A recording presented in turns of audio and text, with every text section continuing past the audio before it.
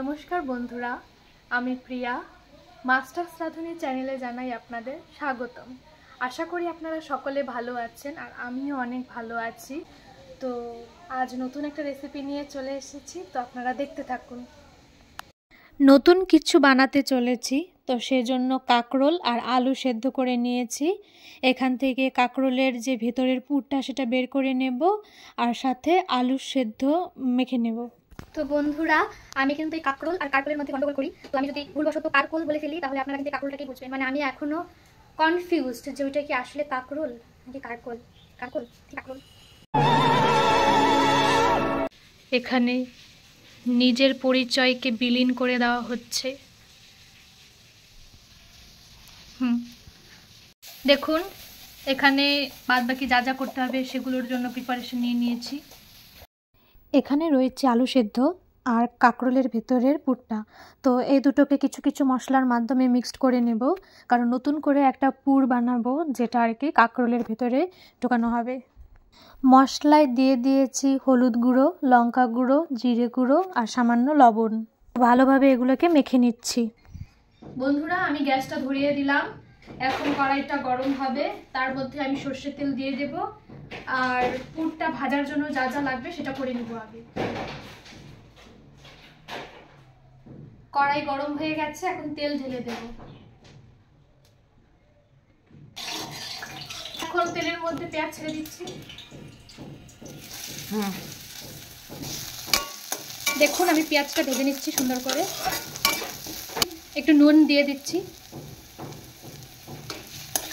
পেঁয়াজটা ভেজে নেওয়ার পর সেই কাঁকরোল আর আলু সিদ্ধ, মানে যেটাকে একটু আগে মেখে নিলাম বিভিন্ন মশলার মাধ্যমে, সেটি কড়াইতে ছেড়ে দেব, কারণ সেটিকেও ভালো করে ভেজে নামাতে হবে কাঁকরোলের ভিতরে ঢোকানোর জন্য।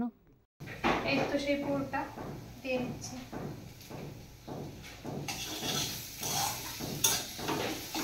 কড়াইতে দিয়ে দেওয়ার পর সেটি অনেকক্ষণ ধরে নাড়াচাড়া করতে হবে মিডিয়াম ফ্লেমে। কড়াইতে লেগে যাওয়ার ভয় থাকে, তো সেজন্যই নাড়তে হবে। দেখুন বন্ধুরা, এটা প্রায় ভাজা ভাজা হয়ে গেছে, এখন নামিয়ে নেব। রান্না করা কিন্তু এতটা সহজ ব্যাপার নয়। দেখুন, পুরো ঘেমে গিয়েছি।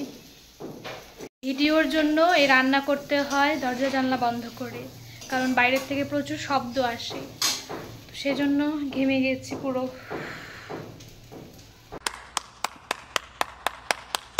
এই কাঁকরোলের পুর রেডি আছে, এতে দেখুন। এখন এটাকে জানি না কি করবে, আমি সাথে থাকি, দেখি কি বানায়। কাঁকরোলের নতুন পরিচয় দেওয়া হচ্ছে, মানে নিজে থেকে যেটা তৈরি করলাম সেটা কাঁকরোলের মধ্যে দিয়ে নতুন করে সাজালাম। এখন আরেকটি ব্যাটার তৈরি করে নিতে হবে কাঁকরোলগুলোকে ভালোভাবে ভাজার জন্য। কাঁকরোল ভাজার পরে যাতে তার মধ্যে একটি মুচমুচে ভাব থাকে, সেজন্য বানিয়ে নিচ্ছি চালের গুঁড়ো, হলুদ, সামান্য লবণ, লঙ্কা বাটা, চাইলে আপনারা লঙ্কা গুঁড়োও দিতে পারেন, আর সাথে জল দিয়ে মিশিয়ে ব্যাটারটি তৈরি করে নিতে হবে। এরপর কড়াই গরম হয়ে গেলে তাতে সর্ষের তেল বা সাদা তেল দিয়ে বড়াগুলো ধীরে ধীরে ভেজে নিতে হবে।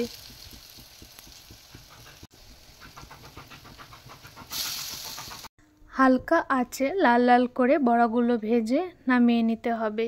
বেশিক্ষণ ভাজার দরকার নেই, কারণ সমস্ত উপকরণগুলিকেই আগে থেকে সেদ্ধ করে নেওয়া হয়েছিল। যখন দেখবেন ভাজা হয়ে গেছে তখনই নামিয়ে নেওয়া ভালো। বন্ধুরা, ভালো লাগলে রেসিপিটি অবশ্যই ফলো করবেন। আজকের ভিডিওটা এই অবধি ছিল। পরবর্তী আরেকটি নতুন রেসিপি নিয়ে আপনাদের সামনে অবশ্যই ফিরব। ভালো লেগে থাকলে অবশ্যই লাইক, কমেন্ট, শেয়ার করবেন এবং আমার চ্যানেলে নতুন হয়ে থাকলে অবশ্যই সাবস্ক্রাইব করবেন। ধন্যবাদ।